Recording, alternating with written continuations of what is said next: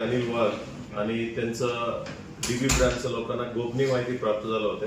गोपनीय माहिती आधारित एक मोटरसायकलवरती 2 संशयित माणसाला अडवलं आणि 2 संशयित माणसाकडनं पूर्ण सर्च केल्यानंतर त्याच्याकडनं एक पिस्टल, देशी कट्टे आणि त्याच्यानंतर एक तलवार सुरुवातीला मिळाले होते.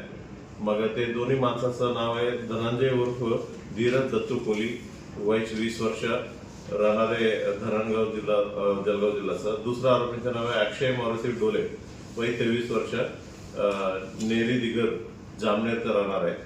अशा 2 आरोपींना अधिक तपासामध्ये त्यांच्याकडे अजूनही एक पिस्टल आणि 7 तलवार जप्त करण्यात आलेले आहे. असं कुल सर्व मिळून 2 पिस्टल आणि 8 तलवार या दोन्ही आरोपींकडनं जप्त करण्यात आलेले आहे. विशेष म्हणजे हे जे धीरज आहे, म्हणजे याच्यापूर्वी रामानंद नगर पोलीस स्टेशनमध्ये एक मर्डर झालं होतं. महेंद्र सपकाले म्हणून एका युवक मयत झाला होते. त्याच्यामधलं मुख्य आरोपी होता, तेव्हापासून फरार होते. मग त्यांना आता ट्रेस आउट करून त्यांना अटक करण्यामध्ये जिल्हा पेठ पोलिसांना यश प्राप्त झालेलं आहे.